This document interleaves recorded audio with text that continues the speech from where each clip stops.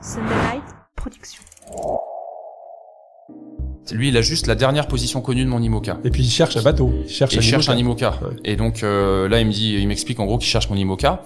Et là, je lui explique dans mon anglais pas bilingue du tout qu'il y a plus d'IMOCA. Et là, je me rappellerai toute ma vie. Il y a eu un blanc. Can you repeat, sir? Is your boat still afloat? Et là, je réponds no, sir. There is no boat anymore. Et là, pareil, de nouveau un blanc. Et là, il a compris qu'il y avait plus d'IMOCA. Bienvenue dans Ultra Talk. Je suis Arnaud Manzanini et chaque semaine, je me plonge dans des discussions captivantes avec des esprits audacieux pour vous lancer vous aussi dans des aventures hors du commun. Des sommets de l'ultra trail aux routes infinies de l'ultracyclisme, de l'alpinisme aux horizons lointains de la voile, toutes les facettes du monde ultra sont explorées. C'est parti pour un nouvel épisode. Bienvenue dans Ultra Talk, le podcast qui explore les esprits intrépides derrière les exploits les plus extraordinaires. Aujourd'hui, nous avons l'immense plaisir de plonger dans l'univers envoûtant de la voile de compétition avec un skipper exceptionnel, Fabrice Amedeo. Un nom qui résonne sur les flots du monde entier. Un marin dont l'histoire est tissée avec des fils de passion, de détermination et d'innovation. Il a navigué à travers les océans les plus impitoyables, faisant face aux tempêtes et au calme tout en repoussant les limites de l'endurance humaine.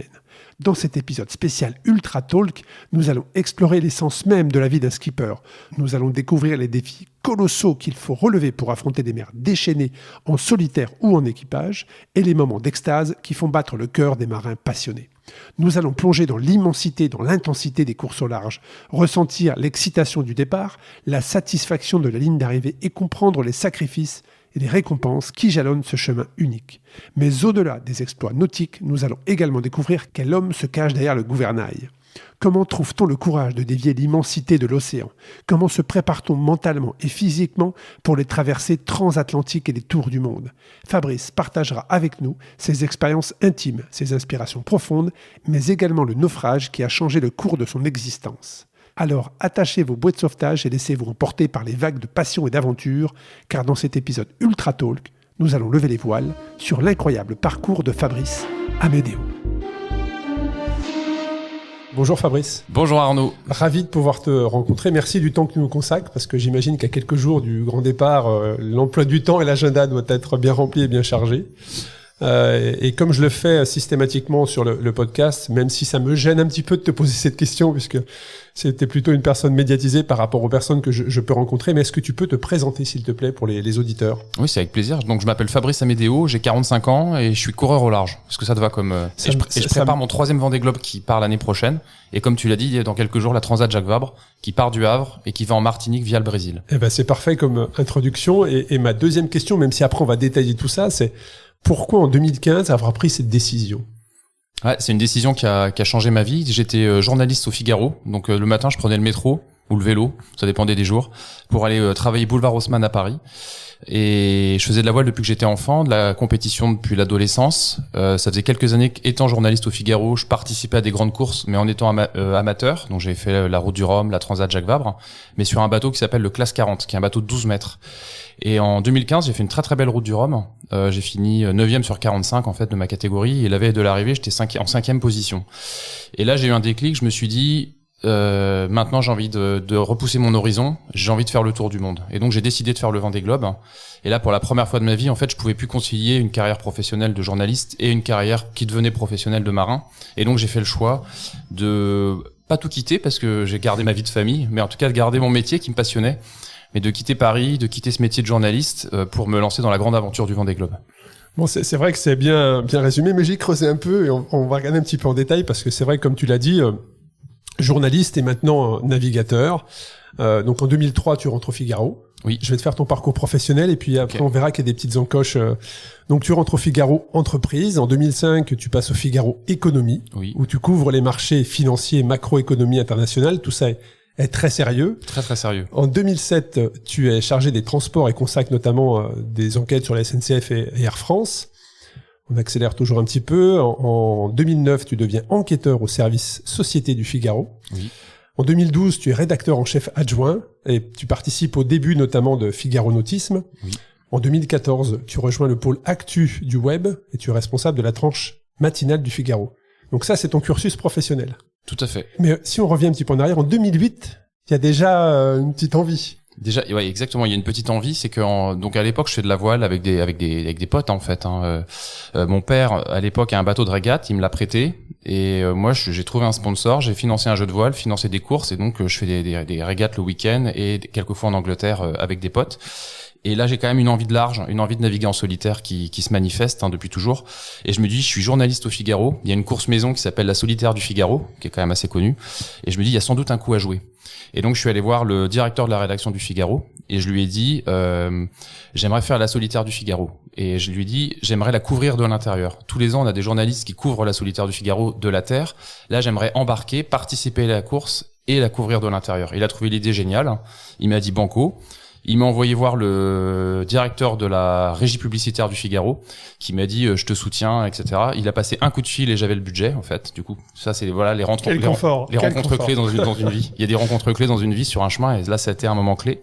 Et du coup, me voilà parti en 2008 à faire la Solitaire du Figaro. Alors déjà, est-ce que ça a été un début de, on va dire, est-ce que 2015 le changement de vie en 2015 a commencé en 2008? Alors, ou est-ce que t'étais pas du tout dans cette pour moi, c'était un one shot, Je faisais la Solitaire du Figaro. C'était super sympa. C'était une expérience en solitaire. Comme on dit dans le milieu, j'ai ramassé les bouées. C'est-à-dire que j'étais derrière. J'ai préparé la solitaire en quelques mois et en quelques entraînements. Là où des marins la préparent pendant des années, quelquefois en ayant fait les prépas olympiques quand ils étaient plus jeunes, etc. Donc j'étais vraiment dans la cour des grands pour la première fois. Mais en fait, le premier déclic, ça a été que sur cette course à 3 étapes, les 2 premières étapes, je fais dernier dans du vent léger ou médium parce que c'était des étapes techniques. Et la dernière étape où il y a vraiment un gros coup de vent, je fais milieu de classement. Et donc je me dis, je suis pas un bon régatier, mais je suis un bon marin, j'ai envie de continuer. Donc là, il y a déjà un premier déclic. Mais alors, toute cette technique, tu en as parlé, cette relation avec la mer, ça vient depuis tout petit. C'est quoi? C'est tes parents qui t'ont transmis? C'est lors de vacances? Comment tu as découvert cet univers? En fait, mon grand-père faisait de la voile. Mon grand-père était chasseur alpin et était passionné de montagne. Et il a eu un accident de montagne, à la quarantaine, je crois. Et il s'est dit, la montagne, c'est trop dangereux, je vais me mettre au bateau. Et il a commencé à acheter 1 ou 2 bateaux en bois et à les retaper. Et il s'est mis à la voile comme ça. Voile, passion qu'il a transmis à ses enfants. Donc mon père est devenu voileux, comme on dit, marin. Et mon père m'a transmis sa passion pour la voile. Et donc moi, quand j'étais enfant, on n'avait pas de maison de vacances. On avait un petit voilier de 6,50 m et on partait 1 mois tous les étés, plus tous les week-ends d'avant-saison, les week-ends d'arrière-saison en croisière. Et donc j'ai vraiment eu l'impression de grandir sur un bateau. Et finalement, cet amour de l'océan, je l'ai depuis mon plus jeune âge. Ouais, c'est comme ça que la transmission s'est faite. Alors on l'a dit, 2008, tu prends 6 mois sabbatiques pour justement t'adonner à ta passion. Et pendant ces 6 mois, tu fais le Figaro, mais tu fais aussi la Transat AG2R, tu fais aussi la solitaire. Donc du Figaro, on en a parlé. Mais quand on revient à son poste de travail classique, comment tu es arrivé à switcher comme ça Est-ce que les premiers jours, les premières semaines ont été difficiles ou est-ce que ça s'est fait très facilement? Ça a été assez difficile parce que en fait le large ça te déconnecte complètement de la réalité citadine et professionnelle. Donc le physique était au bureau mais l'esprit était toujours en mer. J'étais complètement déconnecté de la réalité. Paris m'était devenu quasiment insupportable et je planais un peu. Et bon, le hasard a fait que on m'a offert on m'a proposé un changement de poste à ce moment-là. Et du coup, ça s'est plutôt bien passé. Donc, j'ai réintégré un peu le moule et je suis reparti pour quelques temps de carrière de journaliste. Quelques années, puisque derrière, en 2010, il y a la route du Rhum. En 2012, il y a la Transat Québec-Saint-Malo. En 2013, il y a la Transat Jacques Vabre. En 2014, il y a la route du Rhum. Donc, voilà. C'est comment tu arrivais à trouver l'équilibre entre le métier probablement prenant avec une pression, si c'est pas pression hiérarchique, c'est ta propre pression que tu te mets toi-même sur l'envie de bien faire. Comment tu as réussi à trouver cet équilibre entre être un navigateur, parce que c'est quand même des grosses courses sur lesquelles tu étais, et au top dans ton travail du quotidien? En fait, je travaillais énormément. J'avais très peu de vie sociale. Le soir, je travaillais quasiment tous les soirs jusqu'à minuit, donc je faisais des journées doubles, ce qui me permettait de débloquer du temps. En fait, le métier de journaliste est un métier assez libre. On est jugé sur ce qu'on produit en termes d'infos et de papier, et pas forcément en termes d'horaire. Et donc, je travaillais énormément, et ça m'a permis de débloquer pas mal de temps pour pendant les vacances, le week-end. Et puis j'ai posé un peu de sans solde, énormément navigué. Mais dans mon parcours que t'as évoqué très très rapidement, il y a un autre moment clé. On a parlé de la Solitaire du Figaro en 2008, c'est la route du Rhum 2010. En fait, cette route du Rhum, c'est ma première traversée de l'Atlantique en solitaire. Là, pareil, c'était un one shot. Exact. Je m'étais dit, j'y vais, c'est un one shot. Je me rappellerai toute ma vie. Aujourd'hui, j'ai 3 enfants, mais à l'époque, j'avais 2 enfants en bas âge. Et au moment de quitter l'appartement familial de Levallois-Perret, en région parisienne, pour partir faire ma route du Rhum, ma femme Charlotte me dit, Fabrice, tu me promets, une seule transat et c'est fini. Et j'étais sincère, je dis, Charlotte, Charlotte, c'est promis, je fais une transat, je vis le rêve de ma vie et c'est fini. Bon, depuis, j'ai traversé 18 fois l'Atlantique et j'ai fait 2 Vendée Globe. Comment on négocie ça derrière, en fait? Comment on revient sur sa parole? Bah, en fait, c'est plus un cheminement. C'est-à-dire que j'étais sincère quand je lui ai dit qu'il n'y en aurait qu'une. Et puis, en fait, c'est tellement bon que, j'ai eu envie de recommencer. C'est la sincérité l'excuse, en fait. C'est ça. Je retiens, ça peut servir. Exactement. Et en fait, là où je voulais en venir, c'est que cette transat, cette route du Rhum que je fais donc entre Saint-Malo et Pointe-à-Pitre, première traversée en solitaire, a été épouvantablement difficile pour moi. Les conditions météo étaient très difficiles, j'étais pas bien préparé. Le bateau était préparé de manière un peu amateur. À l'époque, j'étais pas très structuré avec une équipe autour de moi. Et donc, j'ai vraiment, pardonne-moi l'expression, j'en ai vraiment chié pendant 3 semaines. Et pendant 3 semaines, je me suis dit, tu vas au bout de ton truc, tu finis, c'est génial, il faut que tu termines. Mais par contre, après, tu retournes à la maison, tu retournes au Figaro et on t'y reprendra plus jamais. Et en fait, quand je suis arrivé en Guadeloupe, quand on arrive en Guadeloupe à l'arrivée de la route du Rhum, il faut faire le tour de l'île avant d'aller franchir la ligne d'arrivée à Pointe-à-Pitre. J'étais jamais arrivé en Guadeloupe de ma vie. Et du coup, je suis arrivé de nuit pour faire le tour de l'île. Quand on fait le tour de l'île de nuit à la voile, il faut raser la côte pour pas être dans le dévent des alizés, donc il y a des effets de site, etc. Et donc j'ai vraiment découvert la Guadeloupe dans les mystères des lumières de la nuit. Donc c'était un moment assez fort. Et quand le soleil s'est levé sur Basse-Terre, 2 heures avant mon arrivée, en fait j'étais submergé par une émotion incroyable. Pour la première fois, je voyais de la Guadeloupe, cette magnifique montagne. Et là, tout d'un coup, tout a fait sens. Je me suis dit, j'ai souffert pendant 3 semaines juste pour cet instant d'éternité. Et à cet instant précis, en fait, à 2 heures de l'arrivée de la route du Rhum, je me suis fait le serment de continuer à naviguer et à continuer à parcourir les océans du globe. Et en fait, ça, c'est un très très grand moment de ma vie parce que c'est là que j'ai eu vraiment eu le déclic et que je me suis dit, ça y est, là j'y vais. Donc Fabrice du départ n'était plus le même que Fabrice à l'arrivée. Exactement. Et ça, exactement. Tu l'as partagé à ta famille tout de suite ou tu l'as gardé un petit peu en toi par rapport à la promesse qui avait été tenue quelques jours plus tôt? Je me rappelle plus très bien. Je suis assez diplomate, j'ai dû faire ça progressivement. Alors là, on a accéléré un petit peu du début de ton parcours jusqu'à 2015 et cette prise de décision, mais il y a aussi autre chose qu'on n'a pas dit, c'est que durant cette période, de ce que j'ai lu en tout cas et des renseignements que j'ai pu avoir, entre ça, tu as aussi publié 6 livres. Oui, ouais. J'étais assez hyperactif. Je travaillais la nuit, je travaillais beaucoup en fait. Je m'arrêtais jamais. Mais donc j'ai très peu d'amis sur cette période. Mais il y a aussi un gros travail de privation de sommeil, puisqu'on sait que dans la voile, il faut avoir cette capacité. Voilà, donc quand on est en mer, on se prive de sommeil. Donc du coup, à terre, j'avais cette capacité aussi de faire des nuits courtes, et donc j'en ai profité pour beaucoup travailler, publier des livres. Donc vraiment persévérer dans la carrière de journaliste qui me passionnait, et en même temps avoir ce projet de course au large à côté. Donc en 2010, tu as cette envie où tu te dis bon, désormais maintenant voilà, c'est ça que je veux faire. Néanmoins, c'est en 2015 où tu décides de te lancer pleinement dans la voile. Donc durant ces 5 années, comment tu as constitué et préparé l'aboutissement du rêve quelque part, ou du projet, je sais pas comment on peut l'appeler, en tout cas de ce qui t'enthousiasmait? Est-ce que ça a été au fil des rencontres? Est-ce que ça a été au fil de l'eau? Ou est-ce que vraiment ça a été structuré? C'est un peu les trois à la fois. On peut tous dire ici, on est d'accord. Bien sûr. En fait, la première étape, c'était d'avoir encore plus de temps pour préparer un Vendée Globe. Ouais. Et donc, j'ai pris un job. Le Vendée Globe était déjà là? Dans ma tête, oui. Ouais, dans ma tête, oui.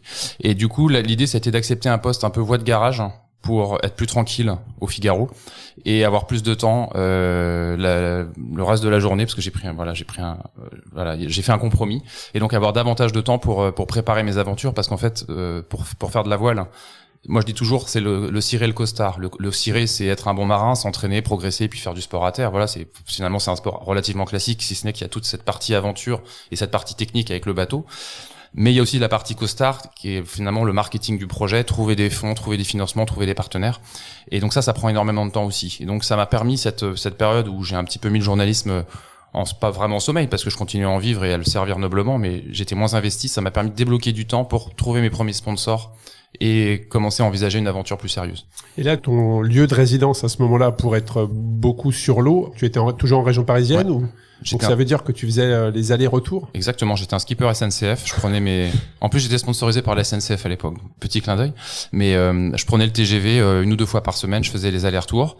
À l'époque, on n'habitait pas du tout en Bretagne, donc j'étais logé chez des amis, ou quelquefois je prenais une chambre d'hôtel. Donc voilà, j'étais vraiment par Mons et par Vaux, avec vie de famille et travail d'un côté en région parisienne, et cette aventure naissante vers le Vendée Globe en Bretagne. Et donc 2015, donc tu quittes le Figaro sous forme d'un congé sabbatique au départ, donc oui. C'est dire que j'y vais et puis on verra bien ce qui se passe au fur et à mesure de l'eau, c'est le cas de dire. Et là tu deviens skipper professionnel, c'est-à-dire que si tu te concentres sur ça, est-ce que tu as pris conscience de ça tout de suite, de ce nouveau métier, ou est-ce qu'il t'a fallu du temps pour accepter ce nouveau statut? Alors j'ai fait les choses en fait assez progressivement parce que je suis quelqu'un de raisonnable, c'est-à-dire qu'au début j'ai posé un congé sans solde pour création d'entreprise, ce qui fait qu'au retour du Vendée Globe, j'avais le choix entre continuer l'aventure ou revenir au Figaro. Et donc cette aventure Vendée Globe, on en reparlera peut-être, a été tellement exceptionnelle. J'ai terminé 11e sur 29, 16 mois avant le départ, j'étais jamais monté sur un IMOCA. Un IMOCA, c'est les bateaux du Vendée Globe, donc il y a eu une formation accélérée.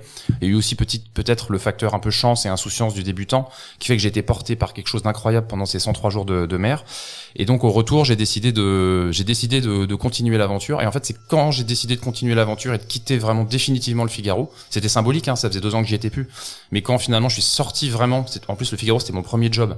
C'est quand je suis vraiment sorti des effectifs de la boîte. C'est là où tu t'es dit que là symboliquement, ça y est, j'étais un marin professionnel, j'allais vivre de la voile. Et c'est là que je me suis rendu compte que j'avais franchi le pas.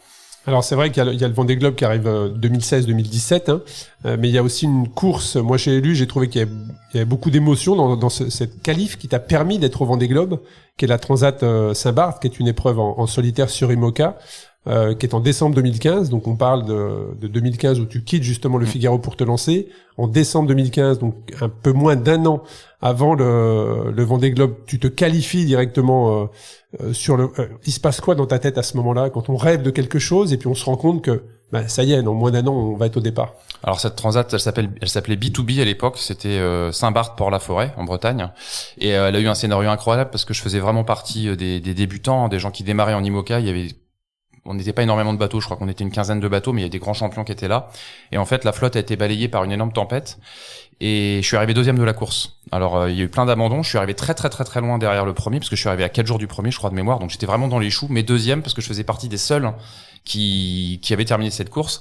Donc, déjà, finalement, ça a commencé à marquer mon parcours sous le sceau de la résilience, en fait. Et donc, j'étais très fier d'aller au bout de cette course et puis de me qualifier pour le Vendée Globe. Et là, en fait, mon destin pour la première fois était entre mes mains, c'est-à-dire que j'étais qualifié pour le Vendée Globe, j'avais ce précieux sésame, et 1 an plus tard, j'allais pouvoir descendre le chenal des Sables d'Olonne pour vivre cette aventure. Alors ça, tu nous en parleras parce que ça doit probablement, et tu l'as descendu 2 fois, hein, parce que tu l'as fait 2 fois le Vendée Globe, mais quand tu as cette qualif, est-ce que tu as le budget pour faire le Vendée Globe ou il te reste 1 an pour boucler ton budget, parce qu'on sait que c'est des sommes qui sont quand même importantes? Alors, je me rappelle plus précisément, mais je sais que j'avais mes sponsors principaux qui étaient déjà là, donc j'avais déjà 70 ou 80% du budget. Donc là, on lâche pas et on va trouver. Les choses étaient déjà très bien calées. On va faire le nécessaire pour aller chercher le reste et ce Vendée Globe, donc cette descente où les bateaux vont un par un en pleine mer. Comment tu l'as? Alors moi, c'est le premier, le deuxième même. Parce que c'est un souvenir incroyable. Alors le deuxième Vendée Globe, pour moi, c'est un mauvais souvenir parce que j'ai abandonné en Afrique du Sud. Et en plus, le départ, c'était en plein Covid, donc il y avait personne. Donc ça a vraiment été un Vendée Globe très particulier. En fait, j'ai vécu un truc incroyable sur le premier Vendée Globe et on pourrait dire un cauchemar sur le deuxième. Mais ce premier Vendée Globe, il y avait 600 000 personnes sur le long des quais, hein, le jour du départ. Moi, j'étais habitué à travailler dans la solitude d'une rédaction à Paris. Et donc, tout d'un coup, se retrouver avec 600 000 personnes, avec des affiches, des banderoles qui font du bruit, etc. C'est un moment, mais absolument incroyable, absolument dingue. Et ça m'a donné une émotion et une force, en fait. Et j'ai l'impression que ça m'a donné de la force pendant les 103 jours. Ensuite, parce que c'est long, hein, 103 jours tout seul. Et en fait, on dit, les gens disent, vous êtes des fous, vous partez 100 jours sur votre bateau tout seul, etc. Mais on a quand même besoin, je pense, de s'emplir de quelque chose avant de partir. Donc, bien sûr, il y a la vie de famille, il y a les proches, mais il y a aussi tous ces gens qui sont là. Et ça maintient un petit peu, pendant tout le tour du monde. Mais la rupture doit être violente. Effectivement, tu parles de 600 000 personnes qui, ça doit être un stade de foot, hein, très clairement, quand tu pars. Et d'un seul coup, le silence. Enfin, le silence. Je sais que les bateaux sur lesquels vous êtes en pleine mer, ça tape un peu, ça peut faire du bruit. Mais quand je dis de silence, c'est qu'il y a plus personne, t'es tout seul. 103 jours de solitude, comment tu l'as géré? Alors j'ai très bien géré la solitude. En fait, au départ, ça me paraissait tellement gigantesque de partir 3 mois sur un bateau et de partir tout seul que je me suis pas projeté à l'échelle des 3 mois. Je me suis dit, en fait, ce Vendée Globe, c'est plusieurs étapes et chaque étape sera une victoire. Donc il y avait déjà... Tu t'es fixé des sous-objectifs, en fait. Tout à fait. Ouais. Donc le parcours du Vendée Globe, hein, c'est descendre l'Atlantique. Je l'avais déjà fait, mais descendre l'Atlantique pour aller chercher les mers du Sud. Donc aller chercher les latitudes australes au niveau du cap de Bonne-Espérance. Donc ça, c'était vraiment déjà mon premier objectif. Ensuite, quand je suis rentré dans les mers du Sud, l'objectif suivant, c'était de traverser l'océan Indien. Ensuite, c'était de traverser le Pacifique et aller chercher le Graal, le Cap Horn. Et ensuite, c'était de remonter, de ramener le bateau. Donc en fait, à chaque fois, j'ai morcelé le parcours dans ma tête. Et donc ça m'a vraiment permis de pas me disperser dans quelque chose de trop gigantesque et de trop effrayant. Et après, la solitude, en fait, au début, on on est encore un petit peu avec le rythme de la terre, les gens, etc. Et puis progressivement, on passe dans autre chose. Et j'ai vraiment eu l'impression de la dompter et puis de l'aimer, cette solitude. Ça devient un compagnon, cette solitude. On est bien avec. Et petite anecdote, j'avais emmené un disque dur externe avec des films. J'avais emmené 3 ou 4 livres parce que j'aime bien lire. Et en 103 jours, j'ai pas ouvert un livre et je crois que j'ai regardé 2 films. Parce qu'en fait, pour la première fois de ma vie, pareil, le téléphone portable, on oublie sur un bateau. Oui, parce que vous n'avez pas il y a pas de contact avec une équipe, il y a pas de contact. Si, alors aujourd'hui oui, on a le Wi-Fi à bord, donc on a WhatsApp, mais à l'époque c'était juste des emails avec un ordinateur, donc un peu à l'ancienne. Et du coup, les contacts sont assez peu fréquents avec la Terre, peut-être 10 minutes par jour, on va dire. Et tout le reste du temps, en fait, j'étais seul face à moi-même. Et ça a été, voilà, pour la première fois de ma vie, j'avais l'impression d'être autosuffisant. Je me suffisais à moi-même. Alors bien sûr, je faisais des manœuvres, je réparais mon bateau, il se passe des choses tous les jours sur un Vendée Globe, mais j'ai passé des centaines d'heures assis à contempler la ligne d'horizon. Et ça, c'est vraiment une chance énorme. Et les mers du Sud, c'est la première fois que tu allais dans les mers du Sud sur ce Vendée Globe, où tu avais déjà appréhendé ces mers c'est la première fois que j'y allais. Qui peuvent impressionner. C'est la première fois que j'y allais et c'est vrai que elles sont fidèles à leur réputation. C'est des latitudes difficiles. Il y a des dépressions qui passent, qui s'enchaînent. Donc tous les 2 jours, on se prend ce qu'on appelle un front, donc le passage d'une dépression. J'allais pas assez vite pour rester en avant des dépressions. Donc voilà, tous les 2 jours, je me prenais une tempête sur la tête.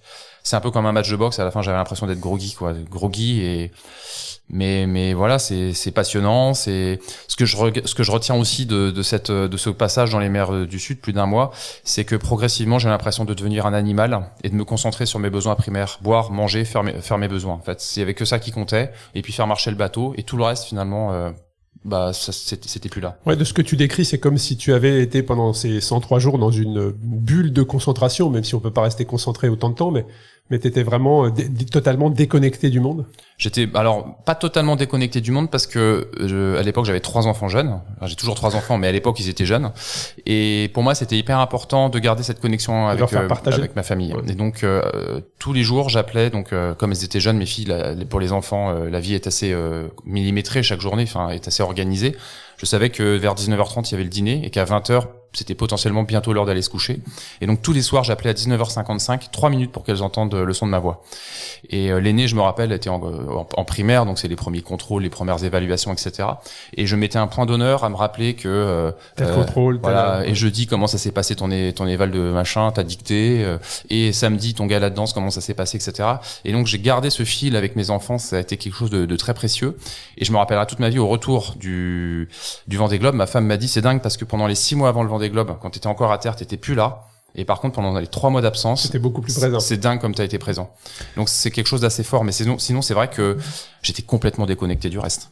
Mais comment on parle de la famille justement. Moi, je fais le lien avec la peur ou l'appréhension d'aller dans les mers du Sud. J'avais eu un échange sur le podcast avec Thomas Coville et on avait échangé justement de ce moment où tu sais que tu rentres dans les mers du Sud et là, pour aller te chercher s'il y a un problème, c'est compliqué. Est-ce que toi, c'est quelque chose que tu as en tête où tu sais qu'à un moment donné, voilà, tu rentres dans ces zones-là, ça va être compliqué. Quelle relation tu as avec ça et comment tu le partages avec ta famille, avec tes enfants, avec ta femme? Alors sur le côté rentrer dans les mers du Sud, c'est un moment très important sur un Vendée Globe. Quand on est dans le sud de l'océan Atlantique, on est dans l'anticyclone de Sainte-Hélène au début, donc là c'est un moment de la course où on se sent un peu protégé par l'anticyclone. Les dépressions ne peuvent pas venir. Il y a un côté un peu bouclier. On est dans le bouclier de l'anticyclone de Sainte-Hélène. Le vent est plus ou moins faible. C'est du vent portant. Il fait beau. Et on sait que dans quelques jours, on va avoir les mers du Sud. Et ça y est, ça va être le gris, le froid et le grand tapis roulant jusqu'au Cap Horn pendant 1 mois. Et moi, je me rappelle très bien de cette boule au ventre, en fait, pendant 3 jours. J'avais peur. Clairement, j'avais peur. De ce qui allait m'attendre, c'était l'inconnu, j'allais passer dans autre chose. Et puis une fois que je suis rentré dans l'action, que je suis rentré dans les mers du Sud, cette boule elle est partie. Mais c'est vrai qu'il y avait cette angoisse. Après, je pense qu'il y avait pas mal d'insouciance. Pas un seul instant je me suis dit que c'était dangereux. Pas un seul instant je me suis projeté dans quelque chose qui aurait pu être dramatique. Quand on est dans l'action, quand on est dans son rêve et dans le fait de réaliser son rêve, on pense pas à ces choses-là. Donc, par contre, il y avait quelque chose, je me rappelle, qui était très important pour moi, c'est que quand on est dans les mers du Sud, c'est quasiment tout le temps des vents portants. On est poussé par les vents quasiment tout le temps.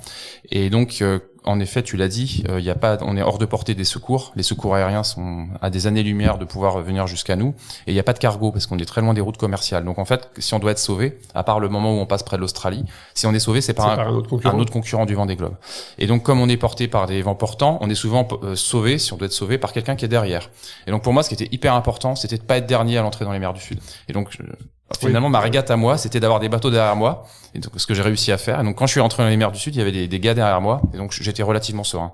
Et ça, c'est super intéressant cette relation justement avec le danger, mais pour vous, c'est un danger qui est quand même beaucoup plus maîtrisé. Donc tu termines ce Vendée Globe 2016-2017 et si tu peux nous faire le comparatif avec le suivant, donc 4 ans plus tard, est-ce que tu l'as préparé de la même manière? Probablement non. Non. Ta stratégie sur les premiers jours avant justement l'incident, quelle a été ta manière d'aborder le deuxième Vendée Globe? En fait, je pense que quand on fait quelque chose qui est grand, qui a le rêve d'une vie, puis en plus 3 mois sur un bateau, faire le tour du monde, c'est quelque chose de grand, quoi. C'est l'aboutissement de. C'est l'aboutissement. Ouais, c'est un immense aboutissement. Dans votre métier, c'est une finalité. Et donc moi, j'y suis allé avec de l'énergie, de la fougue, une flamme gigantesque, avec l'objectif unique de terminer. Et donc j'avais un objectif qui était très clair, terminer, point barre, peu importe le classement, peu importe le temps de parcours. Bon, c'est un impact sur la stratégie de course, hein, parce qu'entre performer et terminer, la stratégie est différente. Tout à fait. Et donc je me rappelle, j'ai passé mon Vendée Globe à me dire, le Vendée Globe, il se gagne ou il se termine. Il y avait Armel Lecléache en tête, il a gagné. Et moi, j'étais de toute façon là où j'étais et il fallait terminer. Le deuxième Vendée Globe, en fait, il a été beaucoup plus difficile parce que j'ai acheté un bateau plus récent. Ça va être ma question. Est-ce que c'était sur le même bateau? Non, j'ai acheté un bateau plus récent. J'avais des nouveaux objectifs. C'était performer un petit peu. Je voulais faire top 10. Mais ces objectifs, ils étaient pas clairs. C'était juste faire top 10. Et je pense que je suis parti avec des objectifs moins clairs que sur le premier. C'est difficile de faire 2 fois la même chose dans une vie, surtout quand c'est quelque chose de gigantesque, et donc de le faire avec la même flamme. Et donc en fait, le Vendée Globe, je l'ai peut-être abordé pas tout à fait de la même manière ou pas tout à fait comme il aurait fallu, en fait, avec la même fraîcheur, avec la même envie. Et donc du coup, autant le premier Vendée Globe, ça a été 103 jours d'apothéose, autant l'autre, ça a été un drame, une catastrophe. Est-ce que c'est pas justement, tu disais, je l'avais abordé avec beaucoup d'insouciance la première fois. Est-ce que c'est pas ça la différence? C'est que tu n'avais plus l'insouciance Sans doute. Il y a 4 ans avant. Il y avait plus cette insouciance. J'avais une équipe plus large, mais il y avait plus d'enjeux aussi parce que le bateau était plus technique. Sûr. Et en fait, j'ai pris le départ de la course. Au bout de 4 heures, j'ai eu un problème. Le règlement de la course fait que quand t'es parti, tu peux pas t'arrêter. Mais par contre, tu peux revenir à la ligne de départ si c'est juste après le départ. Donc, je suis revenu. Mon équipe a réparé pendant 2 jours. Ensuite, je suis parti 2 jours et demi après tout le monde, avec des portes météo qui se fermaient sur moi, et donc la flotte en fait faisait que creuser son avance. Donc j'étais vraiment voiture balai, et là ça a été une souffrance parce que j'étais pas en phase avec mes objectifs qui étaient de performer, et j'avais pas prévu un plan de secours dans ma tête qui était juste de se dire terminer ce sera déjà génial, terminer devant des globes pour un ancien journaliste ce sera incroyable. Et donc du coup ça a été très très très très difficile jusqu'à mon abandon en Afrique du Sud. Tu considères toujours comme, tu dis journaliste, c'est formidable, mais tu ne te considères pas comme skipper professionnel en premier? À l'époque, ancien journaliste, mais là aujourd'hui, c'est difficile si, bien sûr, je suis skipper professionnel, mais j'ai un parcours qui est différent de pas mal de marins qui ont fait ça toute leur vie, et ça me collera à la peau toute ma vie. Moi-même, dans ma manière d'aborder le sujet. Ouais. D'aborder les épreuves, même, ouais. Et tu parles d'un bateau un peu plus technique. Donc, en 2017, tu fais l'acquisition d'un IMOCA à foil, là, c'est ça? Ouais, tout à fait. Et la première fois qu'on décolle, Alors, à l'époque, c'était des petits foils. Ça décollait pas vraiment. Ça soulageait le bateau, mais ça accélérait fortement. Au début, ça fait drôle. Surtout que moi, j'avais jamais navigué en multicoque, qui sont des bateaux encore plus rapides. Donc c'est vraiment grisant. Il y a plus d'efforts dans les voiles, il y a plus d'efforts dans la structure, tout change un petit peu. Et c'est vrai que moi en plus je suis pas ingénieur, je suis plus littéraire du coup de par mon parcours, donc il y avait beaucoup de choses à apprendre et j'étais pas forcément prêt pour faire un Vendée Globe au niveau de ce bateau. Et voilà, c'est sans doute ça qui m'a perdu. Et voilà, c'est dans la vie, c'est les échecs, ça fait aussi partie de ce qui fait grandir. Et finalement, c'est les couches qui se superposent et qui font les réussites de demain. Je pense que j'ai autant appris de mon Vendée Globe réussi que de mon Vendée Globe raté. Alors le Vendée Globe, puisque tu dis le Vendée Globe raté, est-ce que tu peux nous expliquer ce qui s'est passé le 11, parce que le départ est le 8 novembre, donc un petit peu plus d'un mois plus tard, le 11 décembre, tu es victime d'un accident. Est-ce que tu peux nous expliquer ce qui s'est passé à bord? C'est assez simple en fait. J'ai eu un blackout complet de mon informatique. C'est-à-dire que j'avais plus aucun ordinateur qui marchait, plus rien, et donc du coup le bateau en fait allait bien, c'est-à-dire j'aurais pu continuer le tour du monde, mais j'avais plus aucune information météo par exemple, Et sur ces bateaux-là, en fait, on a besoin d'avoir une information météo pour pouvoir éviter une tempête ou se positionner par une tempête. Ce serait arrivé à la fin des mers du Sud, j'aurais ramené le bateau, j'aurais terminé le Vendée Globe, mais là on était au début des mers du Sud, et je me suis dit en fait, c'est pas les jeux du cirque, tu vas pas risquer ta vie et ton bateau. En plus moi, de par mon parcours, c'est ma petite entreprise qui est propriétaire du bateau. À l'époque j'avais hypothéqué ma maison pour acheter le bateau, donc il y a un très très gros enjeu aussi économique, et je me suis dit là ça va pas le faire, je le sens pas, et en plus je l'ai dit tout à l'heure, j'étais parti voiture balai de par un premier problème. Tu l'as dit tout à l'heure, tu étais parti le dernier, et ça veut dire que ce que tu ne voulais pas 4 ans plus tôt, être le dernier, tu étais dans cette situation. Exactement. Non, alors j'avais rattrapé la flotte. J'avais 4 bateaux derrière moi, mais en fait psychologiquement, j'étais déjà très marqué en fait par ce qui s'était passé, parce que c'est dur de partir dernier, d'être 4 jours derrière la flotte pour démarrer un Vendée Globe.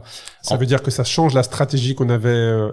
Quand tu es reparti 2 jours et demi ou 3 jours plus tard, est-ce que tu as réadopté, remis en place la même stratégie que tu avais 3 jours plus tôt, ou est-ce que tu as mis en place une stratégie, il faut vite que je les rattrape? Ah oui, la stratégie, c'était il faut appuyer sur le champignon pour les rattraper, ouais. Mais en fait, ce qui a été très dur, c'est un impact psychologique, physique. Oui, impact psychologique, c'est fatigant. Mais en fait, ce qui a été hyper dur, c'est que moi, je suis très à l'écoute de l'océan et je suis un peu superstitieux. Et en fait, à chaque fois qu'il y avait une configuration météo qui avait été favorable pour le groupe, pour le peloton, moi, quand j'arrivais 2-3 jours après, la configuration météo était défavorable. Donc, l'écart se creusait encore et encore. Et tu le prenais comme un signe? Ouais. En fait, je me suis dit, l'océan m'envoie un signe, il me dit que ça passera pas cette année. Et donc, quand j'ai eu ce problème-là, en fait, là, je me suis dit, là, c'est le truc ultime. Je mets les clignotants à gauche et capter certains signaux ouais. Et en fait, quand j'ai décidé d'abandonner, je me suis dit, ça va être hyper dur, le retour à Cape Town. Ça fait quand même bizarre. On part pour 3 mois en mer et au bout d'un mois, on s'arrête en Afrique du Sud. Ça va être très dur. Les médias, le retour à la maison, Noël au coin du feu avec les copains qui sont encore en mer. Je me suis dit, tout ça va être épouvantable. Et les sponsors aussi. Comment tu l'as vécu? Les sponsors qui sont déçus. Et en fait, je me suis dit, là, j'étais encore sur mon bateau. Je venais de prendre ma décision. Je me suis dit, quand ce sera dur pour toi de tout ça, garde juste cette certitude que tu as pris la bonne décision. Garde-la au fond de toi et ne l'oublie jamais, en fait. Ouais. Et du coup, j'ai jamais regretté mon choix. Je sais que j'ai été critiqué à l'époque, mais j'ai jamais regretté mon choix. Mais comment on peut continuer en étant aveugle quelque part? Ça peut se faire sur du loisir, je dirais, mais dans une compétition comme le Vendée Globe. Ah bah à l'ancienne, c'est possible. Tu prends pas de météo, et puis tu vas tout droit. Oui, mais dans le cadre du Vendée Globe, qui est une course, est-ce que c'est vraiment compatible finalement? Bah moi, je trouvais que non. Non, voilà, très clairement. Ça, tu peux le faire en loisir, effectivement. Éventuellement. Mais là, on est quand même éventuellement et encore. Et encore. Mais là, on est quand même sur des choses qui sont hyper engageantes. En plus, tu allais dans les mers qui étaient quand même où ça tape quand même soi-disant pas mal. Et puis derrière, je te demande ce détail-là parce que il va y avoir aussi une aventure en 2022. Ouais. J'aimerais que tu nous partages ce qui t'est arrivé sur... alors, il y a ce premier virage dans ta vie. Non, il y en a peut-être eu d'autres avant, mais en tout cas, de ton parcours en 2015, il y a eu un vrai changement d'un carrefour de vie. En 2022, est-ce que cet accident fait partie aussi d'un de tes carrefours de vie qui ont changé alors, pas ta relation avec la mer et ta passion, probablement pas, mais ta manière de l'aborder. Ouais, donc j'ai fait naufrage sur la route du Rhum. On va lâcher le mot.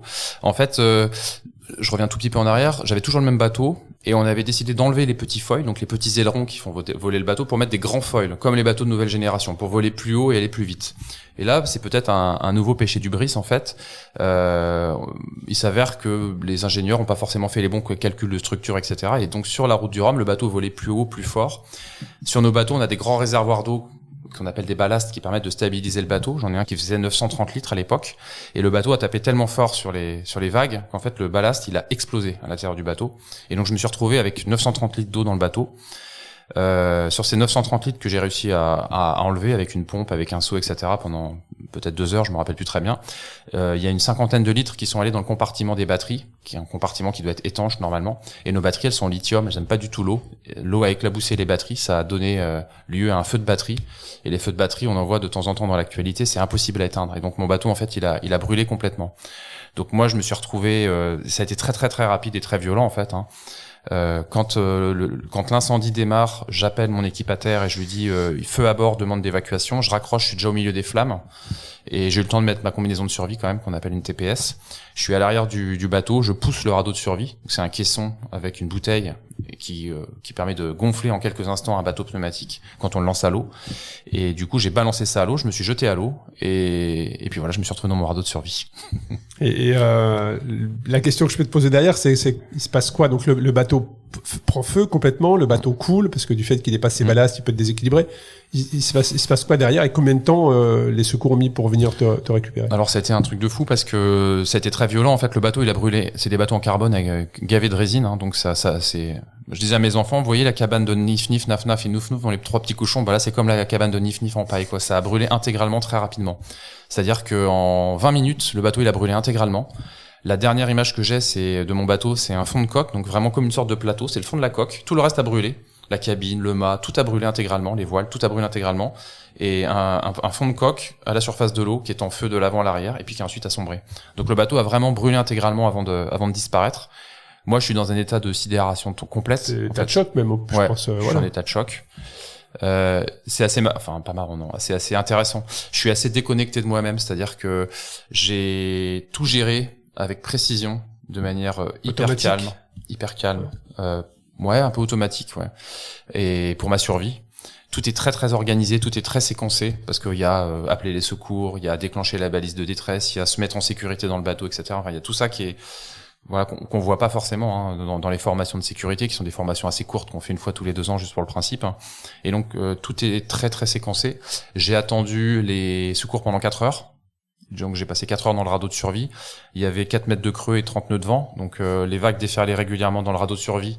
Alors, radeau de survie, pour que les gens se représentent un peu ce que c'est comme une petite piscine gonflable pour enfants, qui fait à peu près 1 mètre carré, avec une tente quechua par-dessus. Ça donne une image un peu du truc, de couleur orange pour être repéré à la surface de l'océan. Et donc, j'ai passé 4 heures dans cet environnement invraisemblable et instable. Et en fait, ce qui est fou de ce moment, c'est que j'en garde un profond sentiment de sérénité et de symbiose avec l'océan. C'est-à-dire, je me sentais hyper bien.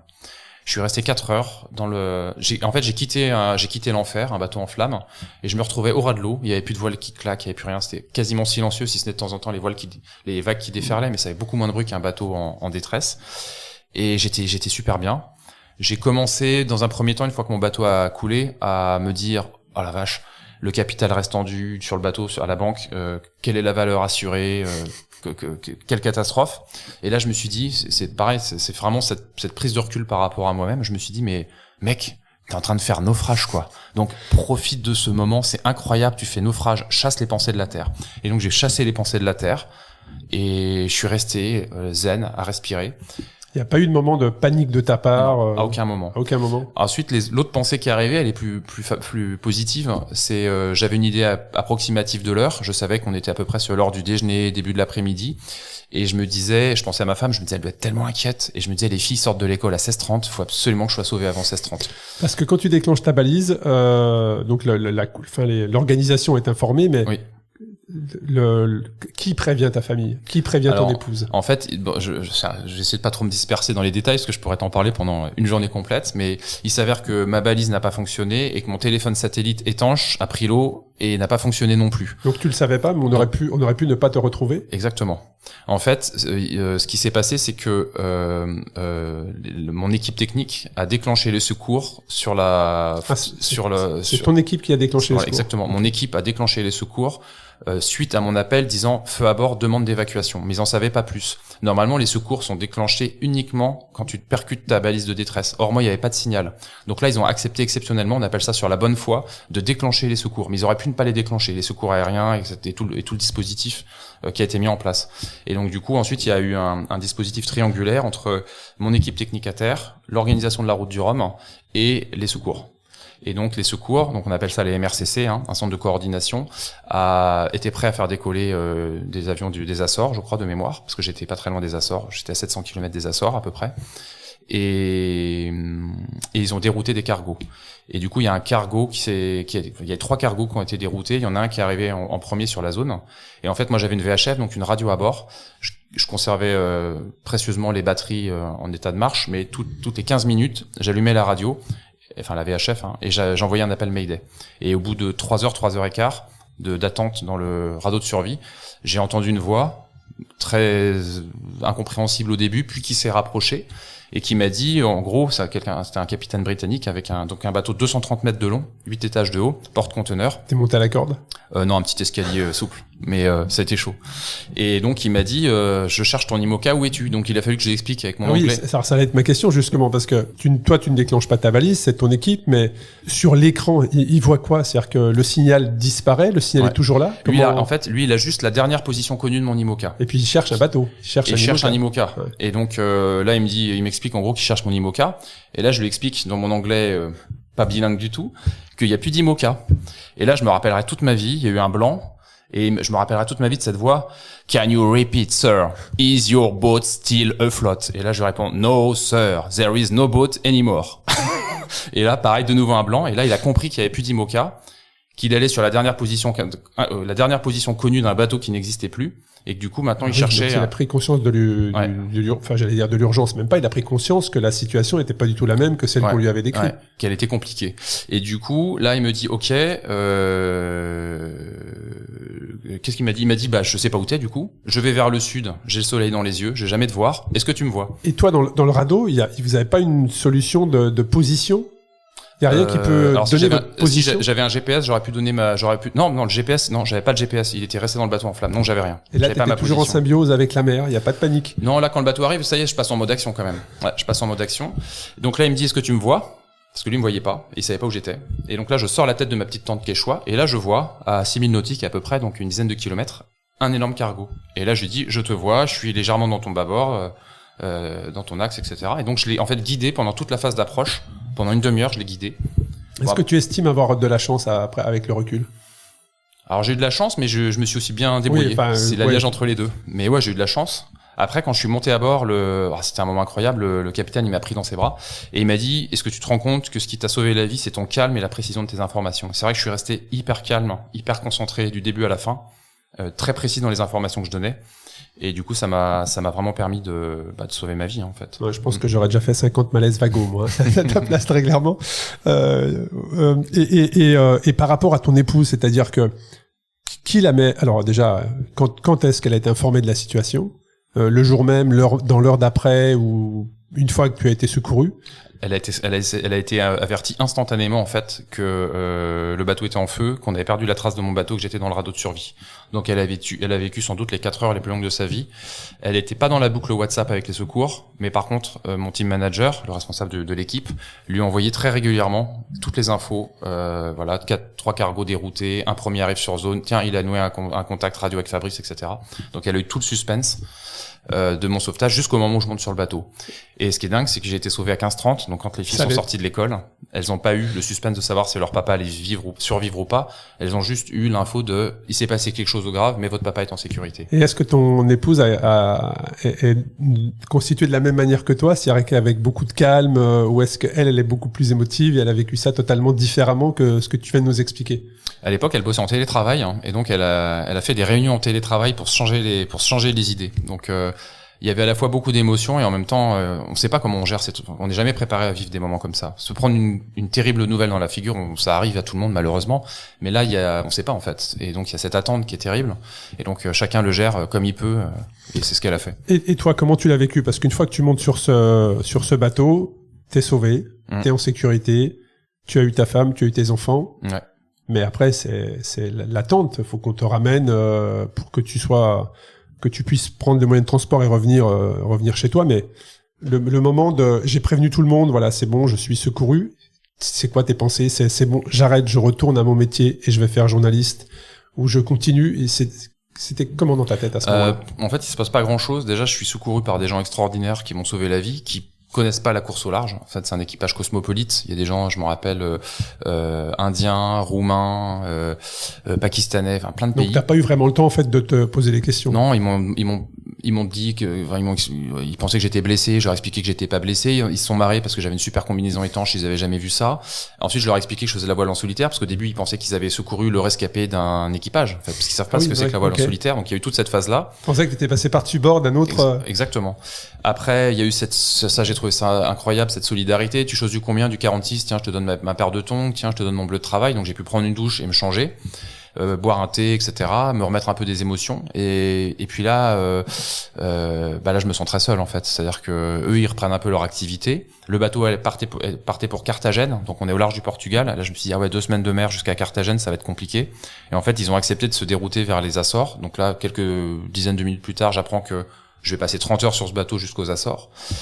Et alors après la suite, en fait, j'ai quelqu'un qui compte beaucoup dans mon parcours, qui s'appelle Olivier, avec qui je travaille depuis des années, qui a trouvé tous les partenaires du projet, qui m'appelle en fait sur le bateau et qui me dit il faut gérer la terre là. Qu'est-ce que tu veux faire? C'est peut-être trop tôt. Je lui dis non, c'est pas trop tôt, je veux continuer. Et parce qu'en fait, à ce moment-là, même quelques heures après mon naufrage, je suis dans un sentiment de fierté. C'est-à-dire, je suis d'avoir surmonté cette situation. Ouais. En fait, j'étais sportivement plutôt dans une période de manque de confiance. J'avais mis des grands foils sur mon bateau. J'avais pas encore réussi à apprivoiser mon nouveau bateau dans sa nouvelle configuration. Les courses d'avant-saison étaient plutôt des résultats en demi-teinte. Donc j'étais plutôt en perte de confiance sportivement. Et là, je me suis dit, t'as réussi un truc énorme quand même. Et cette situation t'a apporté énormément de sérénité en fait. Ouais. Et je me suis dit, si t'es capable de faire ce qui s'est passé, de faire ce que t'as fait et de surmonter ce que t'as surmonté, t'es capable de faire des courses, t'es capable de refaire un tour du monde, t'es capable de faire de grandes choses. Et du coup, ça m'a plus renforcé que fragilisé. Donc j'ai tout de suite eu envie de repartir. Et donc là, tout de suite, tu te projettes sur le Vendée Globe 2024. Je me projette pas encore tout à fait, mais je me projette sur il faut rebondir, il faut retrouver un bateau, il faut recréer une cohésion avec les partenaires, rassurer tout le monde et se dire qu'on va y aller. Et dans le choix de ce bateau, justement, est-ce que là, tu continues ton développement à vouloir prendre effectivement des foils plus performants, plus grands, ou est-ce que tu as un choix plus raisonné? C'est exactement ce qui s'est passé. Donc, une fois que voilà, je suis rentré, le naufrage s'est terminé, je rentre à la maison, etc. Le retour avec la famille. Le retour aussi, ça doit être un moment. Alors, le retour avec la famille, ça a été dingue parce que je fais naufrage le lundi, le mardi après-midi, je suis déposé aux Açores. Le mercredi soir, je suis à la maison et le jeudi matin, j'emmène mes filles à l'école. Donc c'est sans transition, quoi. Mais j'avais besoin aussi de passer à autre chose, de retrouver la vie finalement. Et c'est pareil, je fais une petite aparté. Ce qui était assez étonnant dans le retour à terre, c'est que je venais de faire naufrage, tout le monde le savait, autour de moi, même j'habite à Vannes, tout le monde savait, quoi. Et les gens me regardaient un peu comme un rescapé. Alors que moi pas du tout. C'est-à-dire que quand on risque sa vie, on risque sa vie, on se bat pour la défendre entre guillemets. Et à partir du moment où c'est terminé, c'est acquis qu'on est en vie. Et donc on passe déjà à autre chose. Et donc je me voyais pas du tout comme un rescapé. Donc il y avait vraiment un décalage entre le regard des gens. Ouais. Et moi j'étais déjà dans l'urgence de rassurer mes partenaires, m'assurer qu'ils continuaient parce qu'il y a des partenaires qui pouvaient éventuellement quitter le projet. Et donc relancer un projet. Et donc tu m'as questionné sur le choix du bateau. Il s'avère qu'on était à 2 ans du Vendée Globe à l'époque, il y avait très peu de bateaux sur le marché et il en restait 2. Tous les partenaires t'ont suivi? Oui. Ouais. Ça, c'est un signe aussi, tu parles de sérénité, c'est aussi un signe fort qui est envoyé. Un signe fort de confiance, depuis de se dire on est ensemble dans les moments difficiles et aussi dans les bons moments et il y aura des bons moments. Bien sûr. Et attendre les bons moments, ça s'appelle la résilience, on va dire. Et du coup, j'avais le choix entre 2 bateaux, un bateau plus performant que celui que j'avais perdu, avec des foils, avec des grands foils, encore plus grands que ceux que j'avais, et un bateau ancien, en très mauvais état, d'ancienne génération, un peu pourri, on va dire. Et mon premier souhait, c'est porté par mon ego vers un bateau de nouvelle génération, en me disant c'est dingue, je fais naufrage et je rebondis plus haut que de là d'où je suis parti. Donc là, ça y est, j'étais parti dans un schéma bateau performant, vous allez voir ce que vous allez voir, etc. Et ça a duré quelques jours. J'ai fait toutes les démarches avec le vendeur pour commencer à acheter ce bateau. Et je me rappelle très très bien, c'était un dimanche, je promenais mon chien tranquillement à Vannes, en bord de golfe de Morbihan. Et là, tout d'un coup, je me dis, mais qu'est-ce que tu es en train de faire? Qu'est-ce que tu es en train de faire? Tu viens de faire naufrage. Ce bateau-là, s'il est en vente, c'est qu'il est mal né, il a eu des soucis. Tu vas te brûler les ailes sur un bateau trop extrême, mal né, qui va avoir des problèmes techniques. Tu vas abandonner encore des courses. Personne va comprendre que tu ailles te brûler les ailes avec ce bateau-là, alors que personne te reprochera jamais d'avoir fait un choix de raison et d'avoir fait le choix de l'humilité. Et là, en fait, j'ai bâché ça dans ma tête en 10 minutes. C'est-à-dire, après, j'ai rappelé tout le monde, j'ai dit, j'ai changé d'avis, on va faire le choix de la raison, on va acheter le vieux bateau. Et donc, on a acheté le vieux bateau. Alors, ça piquait un peu au début quand même, quand il est arrivé à Lorient, parce qu'il était pas très beau, il était en vraiment mauvais état. Après, j'ai une équipe qui a fait un travail formidable pour le restaurer. Et c'est pareil, ton équipe, tout le monde t'a suivi dans ton choix? Oui, ouais, tout le monde m'a suivi dans le choix, ouais. Et donc on a mis ce bateau à l'eau le 12 juillet. C'est un vieux bateau, mais il est neuf parce qu'on l'a refait complètement à neuf, donc il a vraiment de la gueule. Et il y a une histoire. Il a une histoire maintenant, ouais. Et finalement, la vie m'a offert une deuxième chance et lui aussi j'ai offert une deuxième chance à ce bateau. Et donc je pense qu'on va faire un beau binôme sur le prochain Vendée Globe. Ça va être très intéressant à suivre, mais avant le Vendée Globe, il y a la Transat qui débute dans quelques jours. Dans quel état d'esprit tu l'abordes, hein? Tu es en binôme avec Andreas Baden, un navigateur allemand. Déjà, comment on choisit son binôme? Alors, je sortais d'un naufrage, comme j'ai pu l'expliquer, avec un bateau ancien, donc clairement, on va pas être dans le match du tout. C'est-à-dire qu'on va être vraiment avec les bateaux anciens, un peu en queue de peloton, avec une course dans la course. Et donc je me suis dit que j'avais envie d'offrir l'opportunité à quelqu'un qui allait être hyper motivé. Et c'est vrai qu'en France, on a pas mal de marins qui sont habitués à venir faire les co-skippers sur des transats Jacques Vabre. Et je me suis dit que j'allais sans doute tomber sur quelqu'un qui venait prendre son chèque, et je voulais pas ça. Je voulais quelqu'un qui ait hyper envie. Et je me suis dit, à l'étranger, il y a pas mal de gens qui regardent nos bateaux avec des étoiles dans les yeux et qui rêvent en fait de ce milieu de la course au large française qui est incroyable, hein, qui a démarré avec Tabarly finalement et qui continue aujourd'hui. Et c'est toi qui as fait la démarche d'aller chercher ce navigateur parce que tu l'avais repéré sur une épreuve peut-être? Non, pas du tout. En fait, j'ai un de mes sponsors qui est une entreprise allemande qui s'appelle Hager. Je me suis dit, ça va leur faire plaisir. En plus, c'est une boîte franco-française. Donc je me suis dit, ça va leur faire plaisir qu'il y ait un binôme franco-allemand à bord de ce bateau, de ce nouveau bateau. Et donc je suis passé par un concurrent IMOCA qui avait fait un tour du monde en équipage avec des Allemands et qui m'a mis en relation avec lui. Je l'ai contacté sur WhatsApp, on s'est fait une visio. Je lui ai dit viens à Lorient une journée. Il est venu une journée, et à la fin de la journée, on avait tapé dans la main et c'était parti. J'ose imaginer son état d'esprit quand tu l'appelles et que tu lui offres sa chance comme ça sur une épreuve magique. L'histoire est incroyable. Et à quelques jours du départ, quels sont les process qui sont mis en place avec ton équipe? D'ailleurs, tu as combien de personnes dans ton équipe aujourd'hui? Alors dans mon équipe, j'ai entre 4 et 5 personnes à plein temps pour préparer le bateau. Le bateau, on l'a mis à l'eau tardivement. On a eu des petits soucis techniques de mise en place sur un nouveau bateau. C'est toujours comme ça. Il faut le fiabiliser.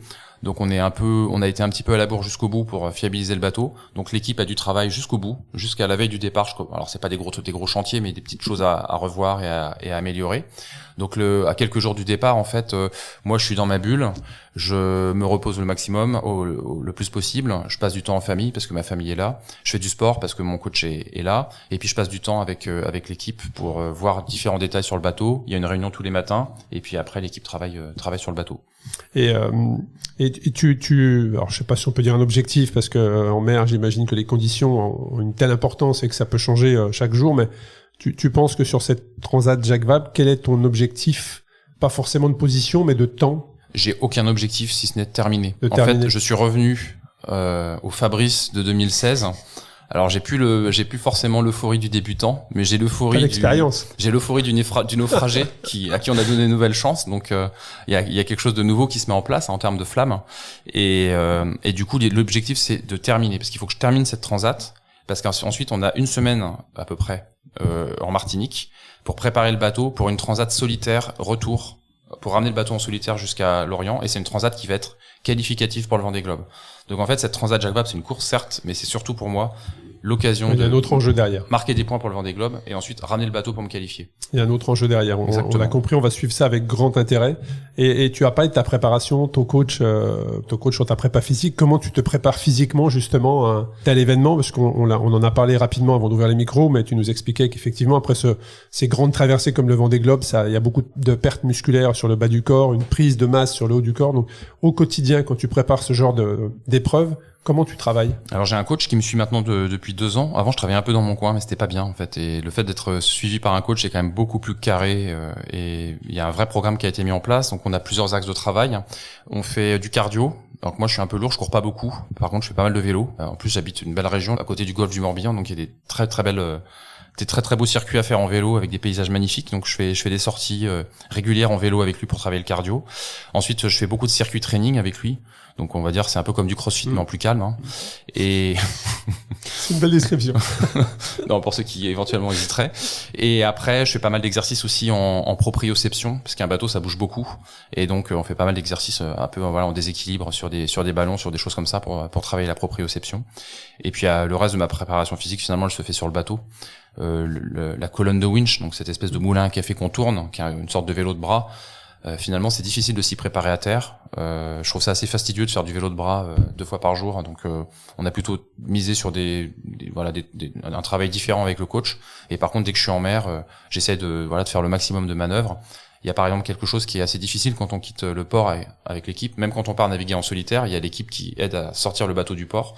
Moi, systématiquement, c'est moi qui hisse moi-même ma grand voile, qui est lourde. Mais à chaque fois, ça me fait de l'exercice. Donc voilà, il y a cette ambition de toujours faire le maximum de sport. En plus, j'ai 45 ans, donc faut s'entretenir. Et voilà.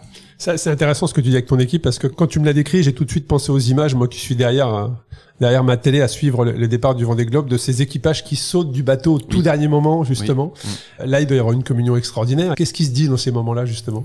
Alors, je me rappelle le départ de mon premier Vendée Globe, parce que c'est un des plus beaux départs de ma vie, hein, c'était magique. On s'est tapé dans la main, bonne chance, merde. Enfin, en fait, tout s'est dit bien avant, j'imagine. Ouais, mais c'est complètement en décalage avec l'immensité de ce que je suis en train de vivre. C'est-à-dire que eux, ils ont fini leur travail, ils sautent à l'eau et dans 2 heures, ils seront à terre et ils boiront une bière et ils commenceront à me suivre sur l'appli, sur leur téléphone. Et moi, c'est un truc incroyable qui démarre. Donc, on se dit des choses assez banales. Hein. Finalement, la même chose que quelqu'un dirait à son conjoint ou à sa conjointe juste avant le départ d'un marathon. Vas-y, fais-toi plaisir, sois fort. Bon, ça c'était intéressant. J'avais vraiment envie de visualiser ça également. Et puis, pour ceux qui te suivent sur les réseaux et ceux qui ne te suivent pas, j'invite à le faire. Mais on a vu que tu avais partagé dernièrement ta passion avec un grand trailer qui est déjà venu d'ailleurs dans les bureaux où on enregistre au-dessus de la boutique Iron, rue du Plâtre à Paris, qui est Mathieu Blanchard. Ouais. Parle-nous de cette rencontre et puis de cette expérience que tu lui as fait vivre. Donc Mathieu, je le suis sur les réseaux sociaux et on est rentré en contact grâce à quelqu'un qui travaille pour mon projet et que tu as déjà interviewé, j'ai cru comprendre, qui s'appelle Constance Marle. Exact, qui une très belle histoire. Fait des trails aussi. Constance, pas au même niveau que Mathieu, mais qui fait ça. Parfaitement elle a fait Nice, je crois. Elle a fait Nice. Hein. Apparemment, il y a eu quelques décalages de kilomètres qui ont été assez traumatisants, mais elle a fait Nice. Mais c'est vrai que Constance, je l'ai rencontrée il y a l'épisode que j'avais avec elle, je crois que ça fait peut-être 3 ans ou peut-être même 4 ans. Et elle nous avait partagé son Ironman de Nice avec une énorme émotion et c'était un très très bel épisode. Voilà, donc Constance qui fait la communication et les relations presse pour le projet, dans le cadre d'une agence parisienne, bon, peu importe, je vais pas raconter sa vie, m'a mis en relation avec Mathieu Blanchard. On a échangé, alors mon équipe a échangé avec son équipe, etc. Je rentre pas dans les détails. Et donc il est venu la semaine dernière naviguer sur le bateau. L'idée c'était vraiment de croiser nos expériences, de raconter ça sur les réseaux sociaux, c'est toujours sympa bien sûr, mais surtout la rencontre, j'imagine, probablement. De vivre une rencontre sympa et de partager une expérience pour lui. Et de croiser nos expériences et nos approches du sport de haut niveau. Et donc je l'ai mis dans le dur parce donc il y avait 2 jours de navigation, 48 heures, une dizaine d'heures dans du vent très fort, 40 nœuds de vent à la pointe de Bretagne, donc un passage de front avec 3 mètres de creux et puis en plus il y avait une forte houle des dépressions précédentes qui étaient passées, donc la mer était vraiment formée. Et ensuite un temps plus calme à partir du lendemain, et donc il a eu en fait le côté très très difficile et ensuite le côté magique, la pleine lune de nuit, le soleil, la mer plate, le bateau qui glisse. Et ce qui était intéressant en fait, c'est il a été malade en fait dans le vent fort, mais ça c'est normal sur un IMOCA quand on n'a jamais navigué sur ces bateaux-là. Il a même été, pardonne-moi l'expression, malade comme un chien quoi. Et il était vraiment dans le dur, il était mouillé, il avait froid, il gerbait. Et même dans ces moments-là, en fait, je disais, je suis navré. Et il me disait, c'est pas grave. Et il a dit quelque chose que j'ai trouvé très intéressant. Il m'a dit, le cerveau, c'est comme un muscle. Et là, je suis en train de durcir mon cerveau pour les prochains défis. Et c'est une expérience qui va probablement lui servir. Ouais, c'est une belle leçon parce que ce qu'il fait à son niveau, c'est incroyable. C'est quelque chose dont je suis incapable, bien sûr. On va te voir sur un trail. Il va te partager son expérience. Impossible. Moi, je cours 10 bornes et je suis content. Mais non, oui, j'ai beaucoup de respect pour ce qu'il fait. Et c'est vrai que lui, il est vraiment dans l'excellence absolue, pour arriver à ce niveau-là. Et c'est vrai que, au-delà du physique, là, il y a un moment, c'est le mental qui fait la différence sur ces épreuves-là. Et ce mental, il l'a, en fait. Il l'a de manière hyper développée. Et dans ces moments où il est le dernier des hommes, entre guillemets, au fond de mon bateau malade, j'ai déjà eu des gens dans cette situation-là, c'est fréquent, les gens qui connaissent pas, ils sont dans cette situation-là, souvent ils lâchent et ils se plaignent, et lui il continue à dire qu'il est content de vivre l'expérience. Et ça, je trouve que c'est un beau moment. Bon voilà, je voulais que tu nous partages en tout cas ce moment-là partagé avec Mathieu Blanchard. Donc là, comme je l'ai dit, on a quelques jours du départ de la Transat Jacques Vabre. J'invite tout le monde à te suivre, les auditeurs, les fidèles auditeurs qui nous écoutent, à te suivre dans cette aventure. On arrive sur la fin de l'épisode également. Qu'est-ce que tu as envie de partager aux auditeurs en fonction justement de ton parcours? Quelles choses tu pourrais leur dire?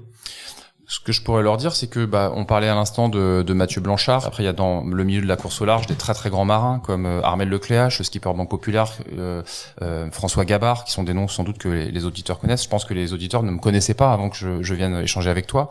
Et donc, je pense que c'est très difficile de devenir François Gabard. Je pense que c'est très difficile de devenir Mathieu Blanchard.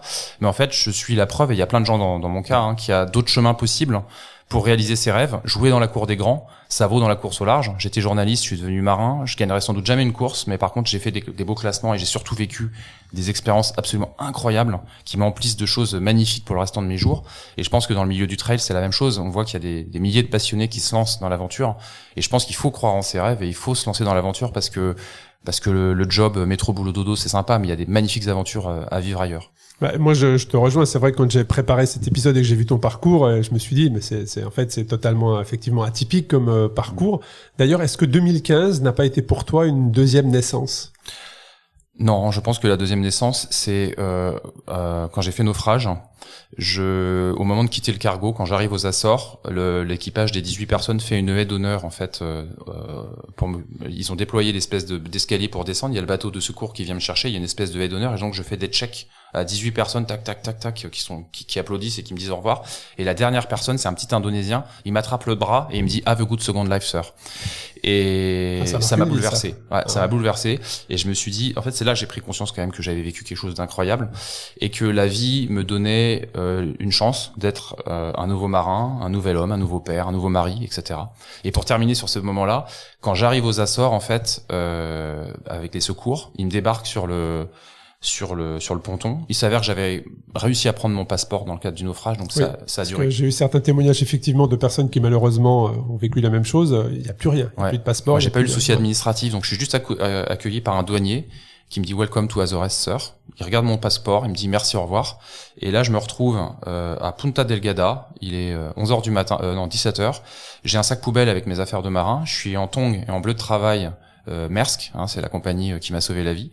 Et là, je me sens dans un état de dénuement complet et je me dis ça repart de là. Et ça, c'est un moment très fort. Et je pense que ma deuxième naissance, elle est plutôt à ce moment-là. Et est-ce que tu es accompagné par quelqu'un avec qui tu peux en parler? Est-ce que tu fais des cauchemars parfois de ces moments-là? Ou est-ce que c'était, comme tu l'as dit, c'était c'est une nouvelle vie pour toi et tout ça est derrière toi? En fait, ça faisait 1 an et demi, 2 ans que j'étais suivi par une psy formidable. J'ai fait une gestalt thérapie et qui m'a aussi amené à être un nouvel homme et à avoir une sorte de renaissance ou de nouvelle naissance. Et donc finalement, c'est marrant comme le destin s'est croisé à ce moment-là entre le chemin personnel que je faisais à terre et ce qui m'est arrivé sur l'eau pour renaître en fait. Et donc j'ai jamais fait de cauchemar, j'ai accepté ce qui m'était arrivé et je suis reparti pour cette nouvelle tranche de vie. Bon alors qu'est-ce qu'on peut te souhaiter pour les échéances qui arrivent? Bon vent. Bon vent, c'est ce qu'on dit souvent. Bah, écoute, je te remercie beaucoup en tout cas du temps consacré, Fabrice. Merci à toi, c'était un vrai plaisir, c'était hyper inspirant et je pense que tu auras probablement beaucoup de témoignages également sur les réseaux. Un grand merci à Constance pour la mise en relation et puis encore Constance. Et puis écoute, à très bientôt j'espère et pourquoi pas sur le vélo ou à côté. Merci. Avec plaisir, merci. Merci d'avoir écouté cet épisode captivant d'Ultra Talk. J'espère que cette conversation inspirante avec des individus audacieux vous a laissé avec de nouvelles perspectives et une motivation renouvelée. N'oubliez pas que vous aussi, vous pouvez embrasser l'extraordinaire dans votre propre vie. Restez connectés sur les réseaux sociaux Ultra Talk et sur le site ultratalk-podcast.com. Continuez à vous aventurer et à repousser vos limites. À la semaine prochaine pour un nouvel épisode passionnant d'Ultra Talk.